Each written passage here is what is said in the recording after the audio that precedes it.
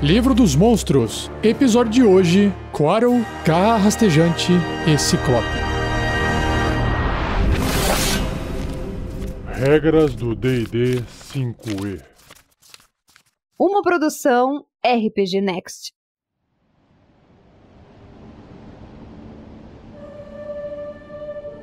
Começando então com a primeira criatura do cast de hoje, que se escreve C-O-U-A-T-L, Coatl, mas a pronúncia em inglês ficaria Coatl. Essa criatura, ela parece uma cobra com cabeça de dragão e alada, com asas contendo penas, e na pontinha do seu rabo parecem haver pequenas folhinhas de árvore. Vamos ver então o que a descrição do livro traz pra gente.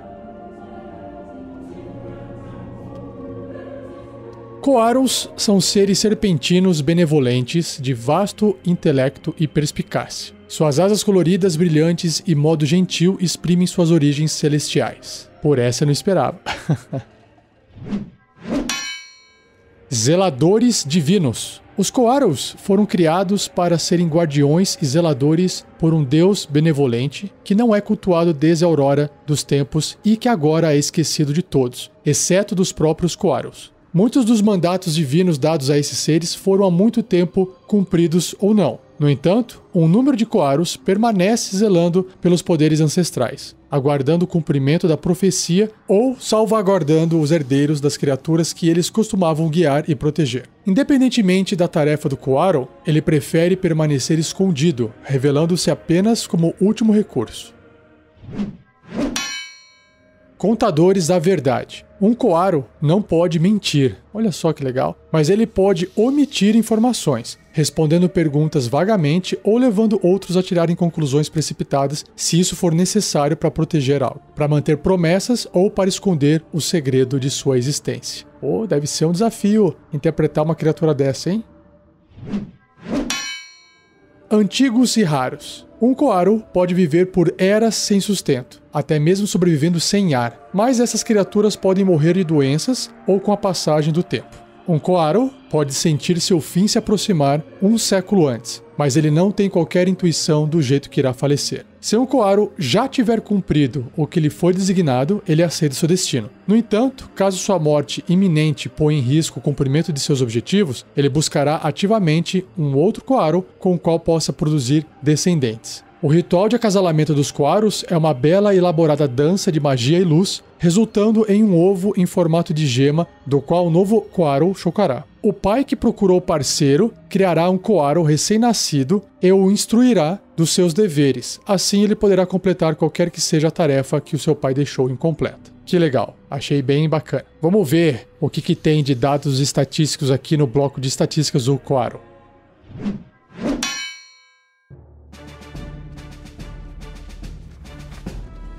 Então, no bloco de estatísticas do Coatl, diz que ele é um celestial médio, ou seja, ele ocupa um quadradinho ali do tabuleiro, ou ele é mais ou menos da proporção de um ser humano, o que é grande para uma cobra, mas é pequeno para uma criatura que tem uma aparência de dragão. E o seu alinhamento, a sua tendência é leal e bom, o que realmente, olhando para ele em aparência, não passa muito essa informação.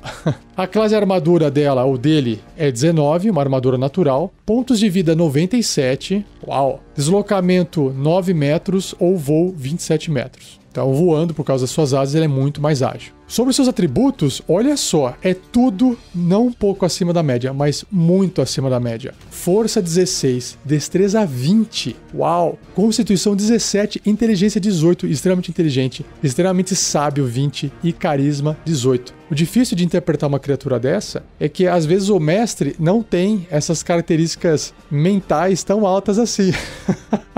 Pô, ter uma inteligência 18 é tipo um gênio. Sabedoria 20 é tipo um super sábio. E um carisma, então, nem se fale. Então, é difícil interpretar criaturas com esse nível de atributo. Mas, continuando. Testes de resistência tem constituição mais 5, sabedoria mais 7 e carisma mais 6. É tudo bônus forte, né? Resistências a dano radiante. Olha só, dano radiante não causa dano total nele, apenas metade. E ele é imune a dano psíquico, aquele dano causado na mente, né? Contusão, de que é pancada, não tem como causar nenhum tipo de dano nele com pancada, nem cortante e nem perfurante de ataques que não sejam mágicos. Então, tem que ter uma arma mágica para conseguir causar esse tipo de dano. Sentidos, visão verdadeira, 36 metros. Uau, é o True Sight. Consegue enxergar tudo, não tem nem como usar invisibilidade na frente dele. Percepção passiva de 15. Idiomas, todos.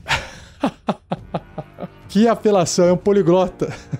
Telepatia, 36 metros. Caramba. E o nível de desafio dele é 4. Legal. Concedendo 1.100 pontos de experiência para quem derrotá-lo ou matá-lo. Sobre as características, ele tem armas mágicas que diz o seguinte: os ataques com armas do Koaro são mágicos. Ah, tá. Legal. Tudo é considerado mágico. Porque ele é uma criatura mágica, né? Ele tem uma outra habilidade aqui chamada Conjuração Inata. Ele vai fazer magia. A habilidade de conjuração de um Koaro é Carisma, com CD, ou dificuldade de resistência de magia, 14. Então, se ele fizer uma magia que envolve um teste de resistência, o alvo dele tem que passar nesse teste de 14. Ele pode conjurar inatamente as seguintes magias, necessitando apenas componentes verbais, ou seja, ele só precisa pronunciar palavras mágicas, falar. Então ele pode fazer à vontade detectar bem e mal, detectar magia, detectar pensamentos. E 3 vezes por dia ele pode fazer bênção, criar alimentos, curar ferimentos, escudo arcano, proteção contra veneno, restauração menor e santuário. E 1 vez por dia, restauração maior, sonho ou vidência. Aqui nesse caso que eu falei, é 3 vezes por dia cada magia e o outro é 1 vez por dia cada magia. Então, num dia, ele pode fazer bastante magia. E a última habilidade é Mente Protegida. O Koaro é imune à vidência e a qualquer efeito que possa sentir suas emoções, ler seus pensamentos ou detectar sua localização. O que faz sentido porque ele não pode mentir. Então, como não tem como ler a mente dele, se ele estiver tentando falar meias verdades ou omitir informação, não tem como alguém ter certeza se o que ele está falando está sendo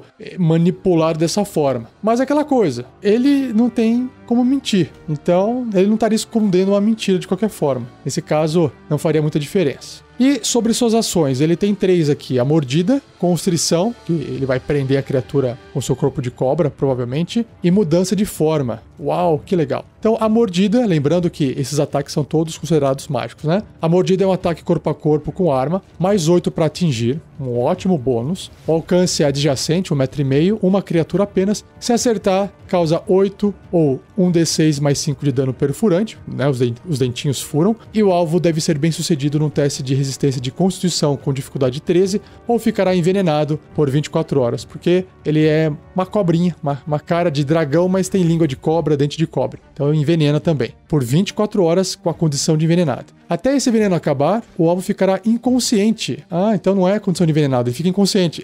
Pior ainda.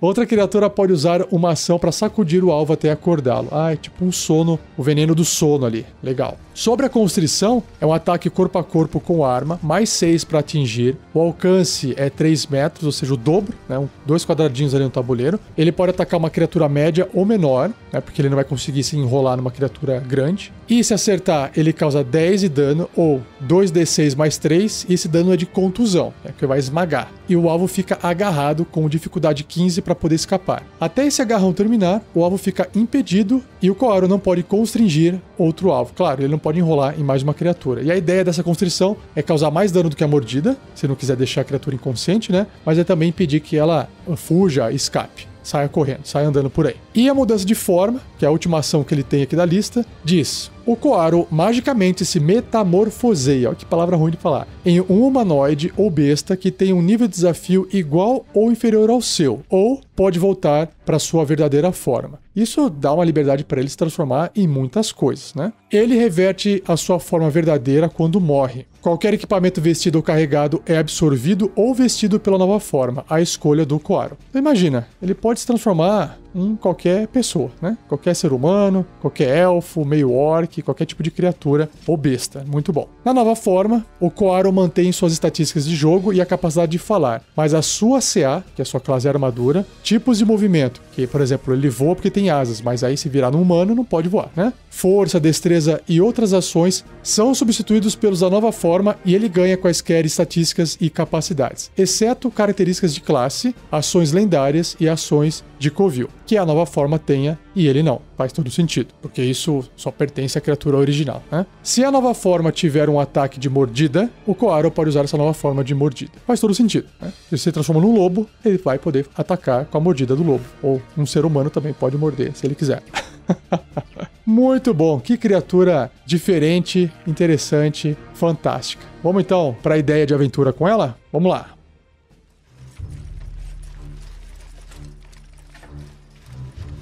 Ideia de aventura. Então vamos lá, eu vou pegar todos os tópicos do histórico do Coaro para poder criar essa ideia. Primeiramente, ele é um zelador divino, então ele vai zelar por alguma coisa, certo? Então imaginem que, para poder você montar a sua aventura, ele está zelando por alguma passagem ou até artefatos ou tesouros mágicos. E ele tá vivendo a vida dele lá, protegendo aquilo lá. E aí os aventureiros recebem uma missão, ou eles ouvem rumores de que existe um local que possa ter bastante itens mágicos. E é um local onde as pessoas vão e retornam de mãos vazias. Ninguém morre na volta, mas o pessoal acabou, os aventureiros acabaram ficando sabendo que, peraí, por que todas essas pessoas vão para um lugar e voltam sem nada? Na verdade, essa é uma história antiga que existia, que as pessoas tentavam buscar algum tesouro e, na verdade, voltaram sem nada, e aí o pessoal deixou de acreditar que havia tesouro em algum lugar. E aí os aventureiros resolvem ir atrás disso, porque, de repente, alguém passou essa informação para os aventureiros, de que existe tesouro em algum lugar. Um exemplo.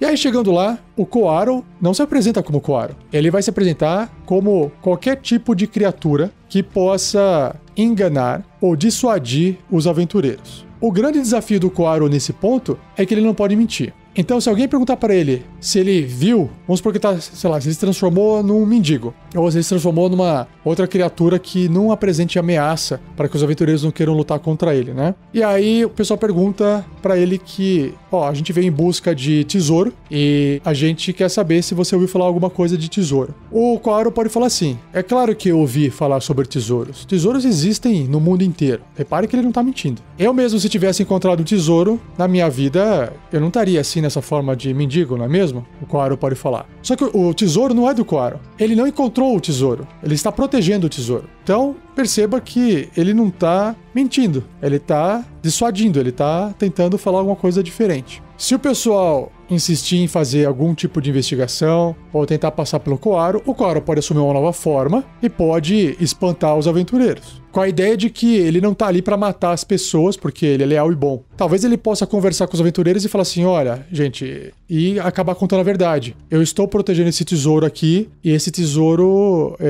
foi deixado aqui por fulano de tal, isso aqui não é de vocês não podem pegar, estou protegendo, etc. E aí, quando ele tá, talvez, contando e explicando, ele conta que sempre vem gente ali tentar roubar o tesouro, ele tem que estar sempre protegendo, etc. E aí pode aparecer um grupo de pessoas para querer roubar aquele tesouro do Coaro, e aí tem os aventureiros que estão ali no meio dessa situação. O que os aventureiros vão fazer? Será que eles vão ficar do lado do Coaro para defender o tesouro? Será que eles vão, tentar afastar aquelas pessoas que acabaram de chegar para não pegar o tesouro porque aquilo não é certo? E aí o pessoal não quer nem saber e quer pegar o tesouro de tudo quanto é jeito. Aí será que eles vão ter que usar força para poder repelir? Aí pode acabar acontecendo um combate. Ou seja, dá para ter uma discussão interessante, até beirando o filosófico ali com o Coaro, do tipo: olha, tem tesouro aqui, mas você não pode pegar. Ah, por quê? Tá aí parado sem fazer nada. Porque não é seu. Só o fato de estar aí sem ser utilizado, sem fazer nada, não significa que te dá o direito de pegar e usar algo que não é seu. Isso é uma discussão que a gente pode fazer para trazer nos dias de hoje, né? Porque as pessoas às vezes são assim: opa, achei um negócio aqui no chão, vou pegar para mim, ninguém viu, então vou pegar. Mas isso não é seu, alguém perdeu, alguém deixou aí. Eu acho que dá para criar essa ideia por trás. É só um gancho de aventura para você poder apresentar essa criatura e usar a habilidade de mudança de forma, de mordida e constrição se ele precisar entrar em combate, e principalmente todas as magias que ele tem: criar alimentos, curar ferimentos. O Coaro até pode se transformar de repente num curandeiro e usar suas magias como se fosse um curandeiro e não como se fosse uma criatura celestial, né? Porque aquilo lá é magia. Então ele inventa ali que ele tá fazendo um negócio e cura as pessoas. Ele pode estar ajudando as pessoas enquanto ele protege alguma coisa.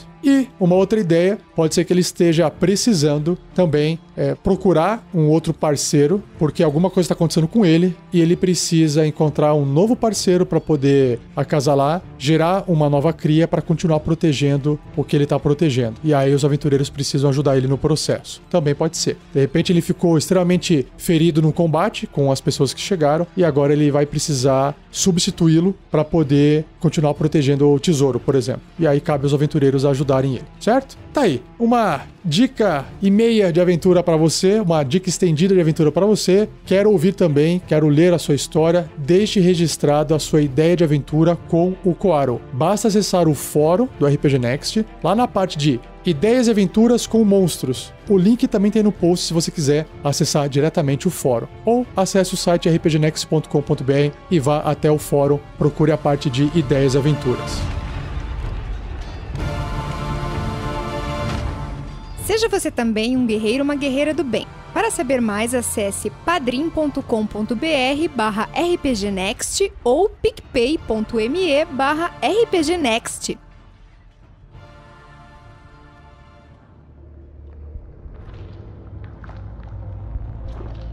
Próxima criatura é a Garra Rastejante, ou em inglês, Crawling Claw. E o que dizer da ilustração que tem no livro? É muito simples. Vocês devem se lembrar daquela mãozinha da família Addams, ou a mãozinha do Ash, do filme Ash contra Evil Dead. É uma mão cortada ali um pouco acima da altura do pulso, só que essa mão, ela tá podre. Ela tem unhas compridas, a pele enegrecida, como se fosse uma mão de um morto-vivo decepado. Provavelmente ela anda e vai fazer coisas com isso. Essa é a ilustração do livro.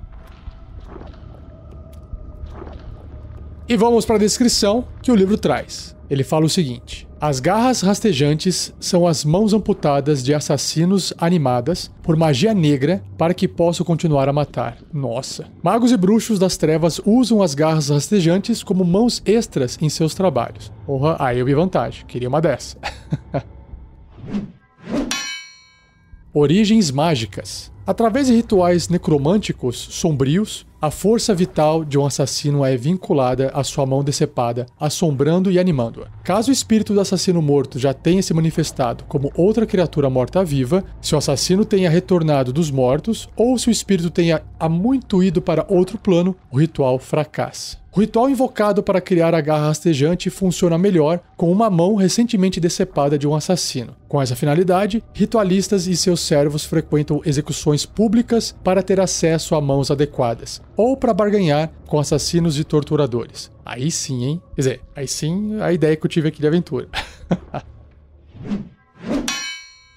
Sob o controle do criador. Uma garra rastejante não pode ser expulsa, nem pode ser controlada por magias que controlam mortos-vivos. Lembrando que essa palavra expulsar mortos-vivos é o Turn Undead, que é uma habilidade que os clérigos têm. Esses monstros imundos estão totalmente vinculados à vontade do seu criador, o qual pode se concentrar na garra para poder controlar mentalmente cada ação dela. Se o criador da garra rastejante não comandá-la, ela segue seu último comando da melhor forma possível. Os comandos dados à garra rastejante devem ser simples. Imagina, não tem cérebro? Uma garra não pode ser ordenada a encontrar e matar uma pessoa, pois as limitações de seus sentidos e inteligência impedem que ela rastreie e selecione indivíduos específicos. No entanto, um comando para matar todas as criaturas em um local específico funcionaria, porque ela é tudo gente, aí beleza. Uma garra rastejante pode facilmente sentir os contornos de chaves e maçanetas, rastejando de sala em sala em uma matança cega. Porque ela era uma mão, então uma mão está acostumada a sentir esse tipo de forma, certo?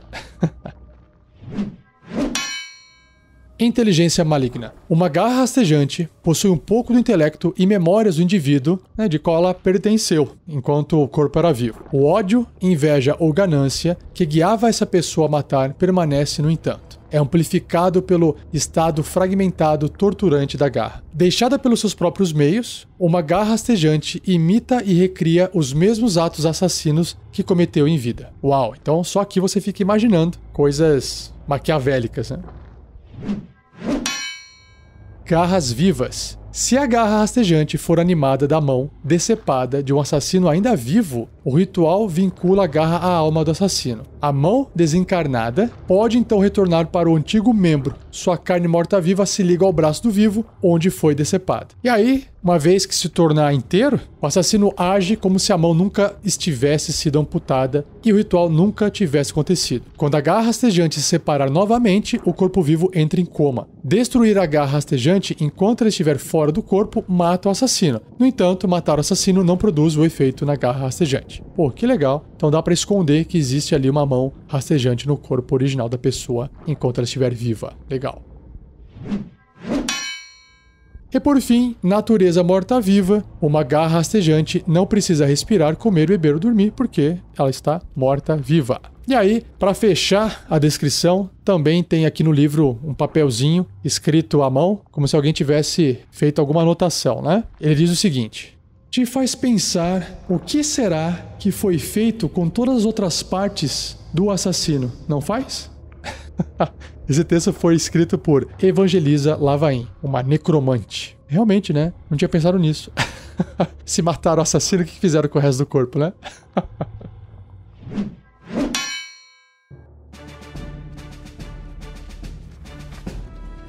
Bom, cheguei aqui no bloco de estatísticas da garra rastejante e diz o seguinte sobre ela. Ela é uma morta-viva, uma criatura morta-viva miúda, tamanho miúdo, em termos de jogo, né? Então é um tamanho menor do que o small, do que o pequeno, e o alinhamento neutro e mal. Classe armadura 12, pontos de vida 2, apenas 2 pontos de vida. Deslocamento 6, escalada 6. Então ela anda no chão e na parede normalmente.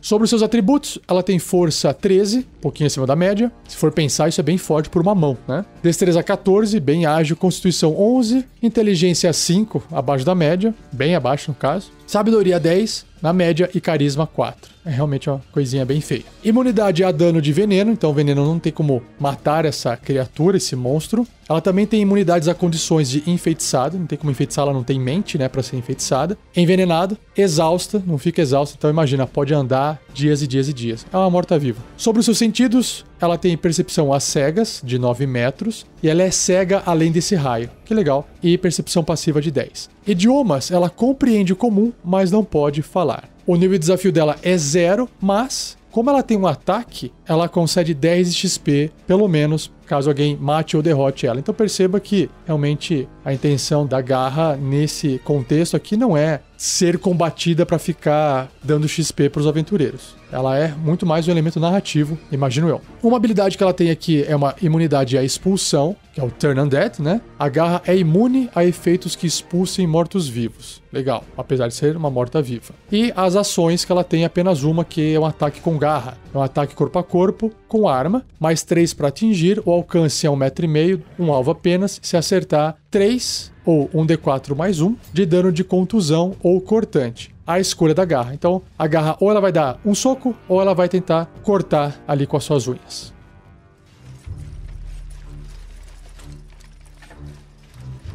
Então eu cheguei na parte mais interessante da garra rastejante, que é a ideia de aventura. E o que eu tenho a propor aqui seria criar um culto de pessoas malignas, que são assassinas ou eram assassinas. Todas elas passaram por um ritual de cortar a sua mão, permaneceram vivas e a mão voltou para elas. Então elas fizeram isso, esse culto, sei lá, pode ser 5, 10, enfim. Fizeram isso com algum necromante, receberam essa mão de volta, morta-viva, vivem suas vidas numa cidade, numa vila normalmente, se é que dá pra dizer que isso é normal. E durante a noite, quando todo mundo tá dormindo, eles soltam a sua mão, cortam a mão de volta, uma espécie de ritual meio sangrento, entram em coma e a mão serve, ou todas as mãos, servem para serem controladas pelo necromante, por exemplo. E aí esse necromante comanda todas as mãos e ele envia as mãos para algum lugar para fazer algum tipo de missão. Ele cobra pessoas que estão devendo, pode ser um agiota que trabalha para burgueses numa aventura, e aí esses burgueses acionam esse agiota, entre aspas, para poder recuperar o dinheiro de volta, e aí ele acaba usando essas mãos para poder ir lá e pegar o dinheiro de volta de alguém, ou até matar com as mãos. Eventualmente uma mão ou outra não volta, e aí o assassino acorda sem a mão, e se ele quiser continuar servindo esse propósito, ele tem que cortar a outra mão dele. Então, quando os aventureiros chegam na cidade, eles podem acabar encontrando algumas pessoas com umas mãos estranhas, muito feias, outras sem mãos, e aí o que pode justificar que aquela pessoa perdeu a mão e a mão não voltou. E aí o que pode acontecer qual que é o problema que está acontecendo na cidade? o necromante, ele tá se sentindo ameaçado por esses assassinos. Porque ele não tá conseguindo mais manter esse culto dessa forma, porque talvez o dinheiro tenha diminuído, e aí o pessoal começou a, sei lá, ele distribuiu o dinheiro, ou ele mandava, e o pessoal começou a se revoltar aos poucos, ou planejar um assassinato contra ele, afinal são assassinos. E aí ele pede ajuda dos aventureiros, os aventureiros não sabem exatamente o que tá acontecendo. Ele pode falar que ele, olha, eu trago dinheiro pra cidade, sou eu que sustento a cidade aqui vive por causa disso. Todo mundo meio que faz vista grossa porque acontece lá dentro, tem pessoas inocentes no processo, ou pelo menos pessoas que são cúmplices do que tá acontecendo, e aí ele tá perdendo o controle da cidade. E aí os aventureiros têm que ajudá-lo. E o que tá acontecendo? Olha, tem um grupo de pessoas ali que estão me ameaçando, e aí pode ser que eles sejam direcionados para lutar contra os assassinos, né, que não deixam de ser assassinos, e aí pode ser que no meio do combate o pessoal conte essa história do que aconteceu com eles, e aí os aventureiros descobrem, ou não, que aquele prefeito da cidade, na verdade, o necromante que tava fazendo tudo isso para poder extorquir, ganhar dinheiro. Mas aí fica aquela coisa, peraí, mas ele ajuda a cidade, tem gente que... imagina, traficante no meio da favela. É um criminoso que tá lá vendendo alguma coisa ilícita, e aí ele tá, ao mesmo tempo, protegendo a população que mora junto dele, e aí as pessoas meio que defendem esse criminoso. Eu acho que é mais ou menos a mesma ideia que dá pra fazer aqui com esse necromante prefeito, entre aspas, da cidade. Eu acho que isso daria uma boa aventura, até uma one shot legal aqui, bem interessante.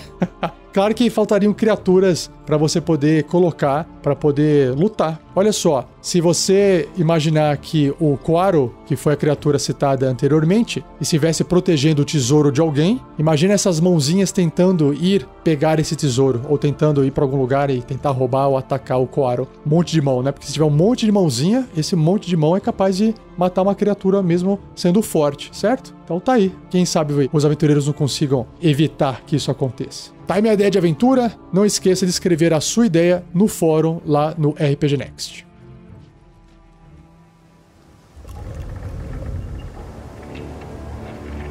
Indo agora para a última criatura do cast, é o Ciclope. Ciclope, para quem não conhece, é um gigante bastante forte, só que a característica mais evidente nele é que ele tem um único olho grande no centro da cabeça ao invés de 2 olhos. A ilustração que tem no livro dele é uma ilustração como se tivesse alguém olhando ele de baixo pra cima, que tivesse assim no chão, caído, e o Ciclope estivesse vindo pra cima. Ele parece assim o Conan, não tem roupa, só tem umas sainhas de couro assim, parece um bárbaro, né? E segurando um grande porrete com as 2 mãos em cima da cabeça, com os espetos feitos de ossos ou de pedra, preso com uma corda na ponta. Essa é a ilustração de Ciclope que tem no livro. Então vamos lá para a descrição do livro. Ciclopes são gigantes de um olho só e passam suas existências miseráveis em terras selvagens. Ah, terras selvagens é isso, né? Parece realmente um bárbaro. Isolacionistas por natureza, eles evitam contato com outras raças e tentam expulsar estranhos em seu território. Então, são agressivos. Não religiosos. Lendas contam que os ciclopes são as crias de um dos deuses dos gigantes, mas essas criaturas dão pouca atenção a quaisquer divindades. Eles veem pouca vantagem em orar e detestam rituais, os quais eles consideram complexos e exóticos. No entanto, o ciclope que ganhe benefícios diretos de algum local de poder divino, ou que seja ameaçado por uma força ou criatura sobrenatural, fará reverências enquanto benefício ou ameaça existir. Legal. Simplórios. Apesar de serem razoavelmente inteligentes, depois eu vou descobrir o que é razoável. Os ciclopes vivem uma vida simples, reclusos, criando animais para alimentação. Eles preferem viver sozinhos ou em pequenos grupos familiares, alojando-se em cavernas, ruínas ou em estruturas rudimentares construídas por pedra seca por eles mesmos. Os ciclopes mantêm seus rebanhos com eles durante a noite, selando a entrada de seus lares com pedregulhos, servindo como um celeiro. A distância entre tocas de 2 ciclopes, por exemplo, geralmente é de 1 dia de jornada, para que eles possam dessa forma se encontrar para trocar mercadorias ou buscar fêmeas. Eles constroem armas e ferramentas de madeira e pedra, mas usarão metal quando puderem encontrar. Apesar dos ciclopes entenderem a língua gigante, eles não escrevem e falam pouco. usando grunhidos e gestos para suas interações um com os outros. É só você imaginar um homem das cavernas, pronto. Só que gigante, com um olho só no meio da cabeça. Os ciclopes não usam dinheiro para negociar, mas eles valorizam ouro, conchas e outros objetos brilhantes e coloridos como joias. Um ciclope irá usar um colar ornado com penas e moedas de prata, mas também com taças de estanho, talheres e outros metais estragados. Legal, por isso que eles são simplórios.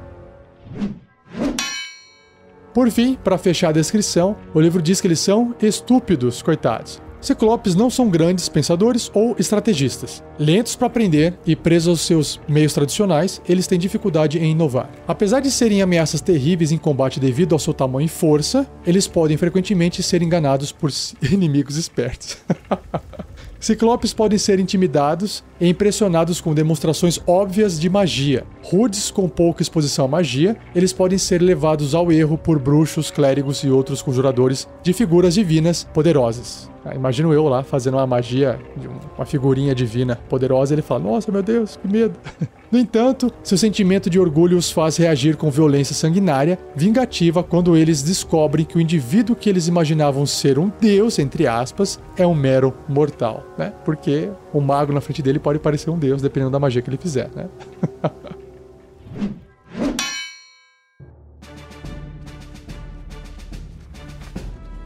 Então, bloco de estatísticas do Ciclope. Ele é um gigante enorme, ou seja, ele vai ocupar ali no tabuleiro, a base dele, 3 por 3 quadradinhos, tá? Maior do que um cavalo, por exemplo. Bem grande. Enorme é gigante, é um gigante mesmo. Caótico e neutro é o seu alinhamento. Então perceba que ele não é maligno, né? Também não é uma criatura, um monstro bom. Então ele é neutro, mas é caótico.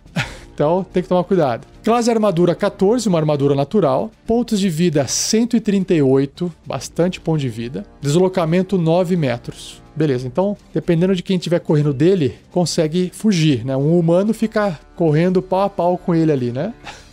Sobre os seus atributos, força, 22 de força, é bastante forte. Destreza 11 na média, constituição 20, muito alta. Inteligência 8, tá aí a sua falta de inteligência, né? Não é tão baixa assim, 8, mas é mais baixa do que a média. Sabedoria 6, bastante baixa. E carisma 10, tá na média. Sobre os seus sentidos, ele tem percepção passiva de 8, ou seja, não consegue perceber direito o ambiente à sua volta. Idiomas, ele fala apenas gigante, e o seu nível de desafio é 6, concedendo 2.300 de XP. Ele tem uma habilidade chamada Percepção de Profundidade Ruim. Por quê? Porque ele tem um olho só. Ele não consegue ver em perspectiva, né? Ele não tem essa noção do 3D, do espaço 3D direito. Então, o Ciclope tem desvantagem em qualquer jogada de ataque contra um alvo que esteja a mais de 9 metros de distância dele. Porque esse um olho só dele não ajuda.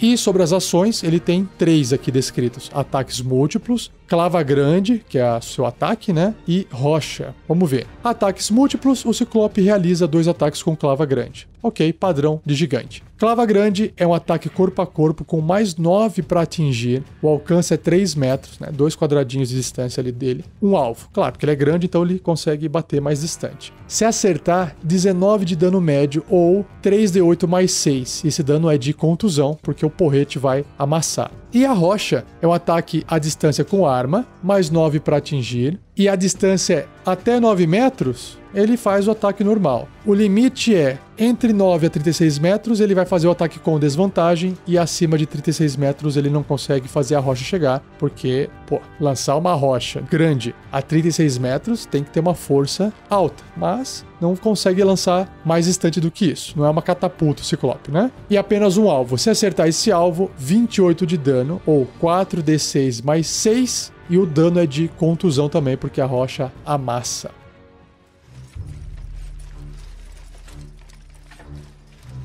Ideia de aventura com o Ciclope. Imagine que os aventureiros estão viajando, passando por algum local, numa região mais rural, afastada das cidades, e um fazendeiro, uma pessoa que tem ali um terreno, animais, ele acaba conversando com os aventureiros e pergunta se os aventureiros não poderiam ajudá-lo no problema, em troca de comida, hospedagem ali na casa dele. E qual que é o problema? O problema é que tem gigantes criaturas que roubam os animais à noite, de vez em quando, e ele não sabe do que se trata. E aí os aventureiros vão falar, bom, a gente pode ir lá investigar. E aí eles vão investigar e descobrem que se trata de um ciclope, certo? Nessa abordagem, não necessariamente precisa ser um ataque, não precisa ser um combate. Por quê? Cria uma cena onde o ciclope esteja cuidando dos animais, vivendo a vida dele e não necessariamente, né, sendo agressivo. E cria uma forma de fazer os aventureiros poderem enxergar isso do ciclope sem que o ciclope os perceba, mesmo porque a percepção passiva do ciclope é muito baixa, né? Então é fácil do pessoal se aproximar escondido, se o terreno permitir isso, sem que ele perceba. E aí os aventureiros têm como observar o comportamento do ciclope e perceber que, apesar de caótico e fazer as coisas meio que no instinto,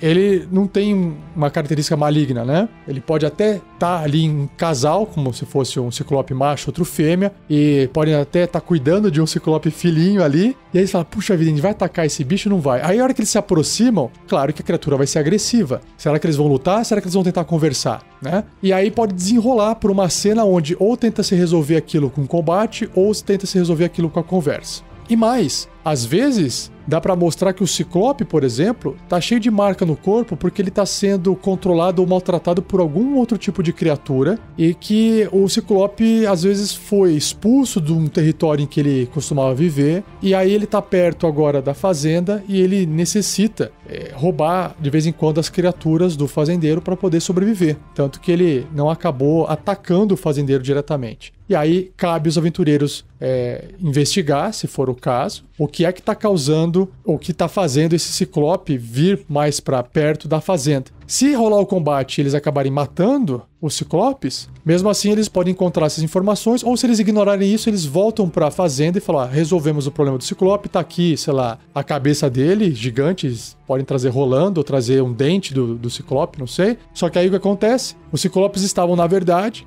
cuidando daqueles animais e alimentando, talvez, um dragão pequeno. E aí esse dragão fala, ué, cadê os ciclopes? Ah, mataram os ciclopes? Quem que fez isso? E aí o dragão pode aparecer na fazenda e causar um outro problema atacando as criaturas. Aí sim vai atacar a família do fazendeiro. E aí os aventureiros têm que enfrentar, sei lá, um mini dragão, um dragão filhote ali, que é bem mais forte, imagino eu, do que um ciclope. E aí vai ser um desafio bem maior para os aventureiros. Essa é a minha ideia. Se você tiver uma ideia interessante, escreva lá no fórum do rpgnext.com.br.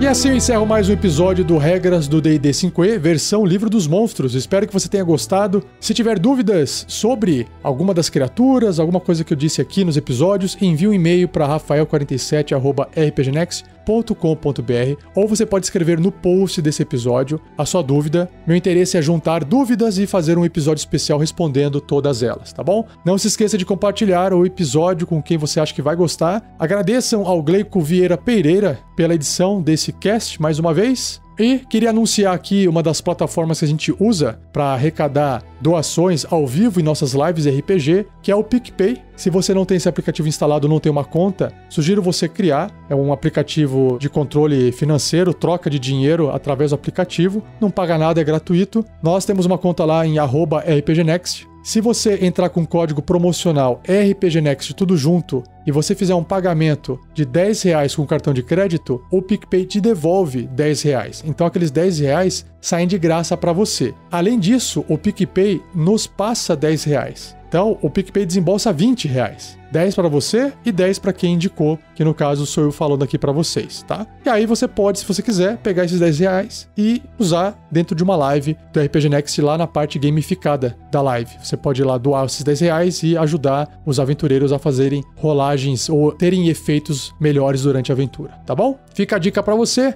e não perca o próximo episódio, onde eu irei abordar mais 3 criaturas: o Manto Negro, o Cavaleiro da Morte e o Demi-Lich. Beleza? É isso aí. Obrigado, um abraço e até o próximo episódio.